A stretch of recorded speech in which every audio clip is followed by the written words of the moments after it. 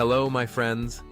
Have you ever felt a strange and unsettling paradox of modern life? The feeling of being constantly stimulated, yet perpetually bored. You have access to every movie, every song, every piece of information in the world at your fingertips, yet you find true, deep enjoyment in none of it. You scroll through endless feeds of spectacular content, but your world feels gray. The colors seem washed out. What if the reason for this numbness isn't that there's something wrong with the world, but that there's something wrong with our brain's ability to perceive joy? What if we have, through our daily habits, accidentally broken our own internal reward system? I decided to put this theory to the test. For 7 days, I embarked on one of the most challenging and talked about modern experiments, a full dopamine detox. My goal was to see what happens when you starve the brain of all its cheap, easy, artificial pleasures. The results were not at all what I expected.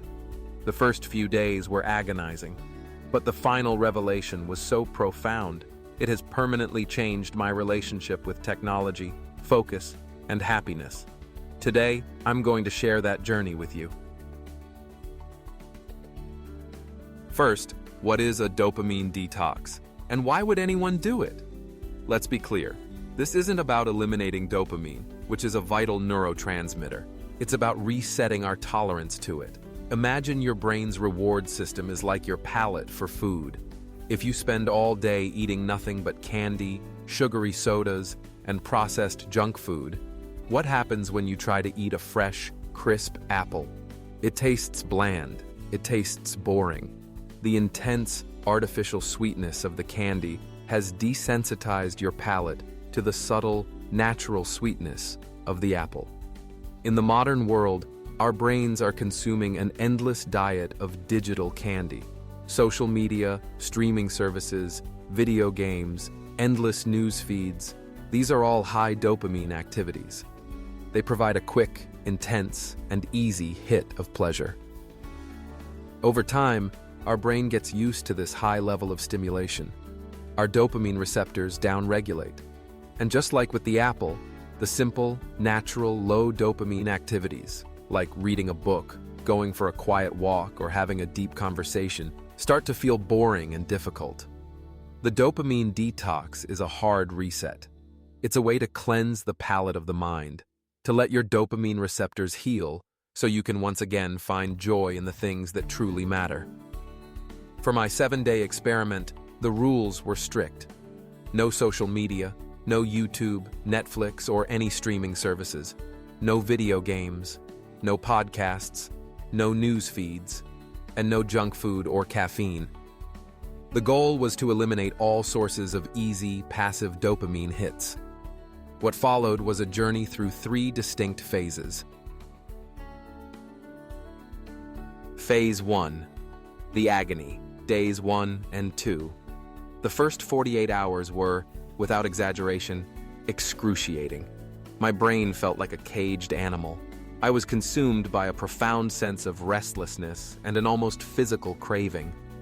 My thumb would twitch, subconsciously reaching for a phone that I had placed in a drawer. I would walk into a room and forget why I was there, my brain's automatic impulse to just check something, hitting a brick wall. The silence was deafening. Without the constant background noise of a podcast or a video, my own thoughts felt jarringly loud. Every moment was filled with an intense urge to escape the present, to find a distraction, any distraction. This was the withdrawal. It was my brain screaming for its usual dose. The sheer intensity of this pain was the first revelation. I was far more addicted to cheap stimulation than I ever would have admitted. Phase 2. The awakening. Days 3, 4, and 5. Sometime on the 3rd day, a shift began to happen. The intense cravings started to subside, replaced by a strange and unfamiliar calm. The world started to come back into focus.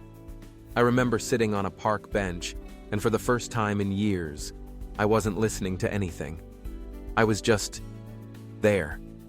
I noticed the intricate pattern of the bark on a tree. I heard the distinct calls of different birds. I felt the warmth of the sun on my skin. The colors of the world, which I hadn't realized had become gray, slowly began to saturate again. That evening, I picked up a physical novel. In the past, I would read 2 pages, get bored, and reach for my phone. But this time, with no phone to reach for, I kept reading. I read for 2 uninterrupted hours, completely lost in the story. The apple was beginning to taste sweet again. My brain, starved of its digital candy, was finally starting to appreciate the deep, slow, and earned pleasure of a high-effort activity. I realized my attention span wasn't broken, it was just buried. Phase 3. The clarity, days 6 and 7. The final phase was the most profound. With the constant external noise silenced, my internal world became incredibly clear. It was as if a fog had lifted. I went for a long walk in the woods, with no headphones for the first time in a decade, and my mind, which was usually filled with other people's opinions from podcasts or the anxieties of the news, was suddenly filled with my own ideas. Solutions to problems I'd been wrestling with for weeks began to bubble up effortlessly. Ideas for new projects, new creative pursuits, things I wanted to build and do, they flowed with a clarity and speed that was shocking. This was the second great revelation. Constant stimulation doesn't just distract us, it actively prevents us from having original thoughts. Our brains need boredom. They need silence. It is in those quiet, unstimulated moments that the deep subconscious parts of our mind can finally do their work, connecting disparate ideas and generating true insight. On the final day, I woke up feeling a sense of calm and control that I hadn't felt since I was a child. The frantic, twitchy need to consume had been replaced by a quiet, powerful desire to create. The world felt full of possibility again. So what was the ultimate lesson?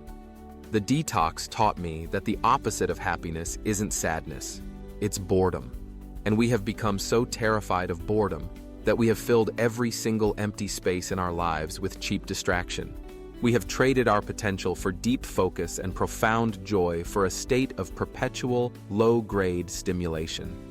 Living in a permanent detox isn't a realistic goal, but the experience gives you the power of awareness. The simple fix is not to abandon technology, but to become an intentional architect of your own mind. This means you consciously separate your time between periods of high dopamine, passive consumption, and periods of low dopamine, active creation. You can still enjoy a movie or scroll social media, but you do it on your terms. You schedule it. You might say, from 8 to 9 p.m. I will allow myself to consume entertainment. But from 9 a.m. to noon, you create a sacred, untouchable block for deep, focused work, where all sources of cheap dopamine are banished. You shift from being a mindless consumer, constantly reacting to the whims of your addicted brain, to a conscious investor of your attention. If you feel like your world has become gray, if you feel perpetually distracted and numb, I challenge you to try this. You don't have to do it for 7 days.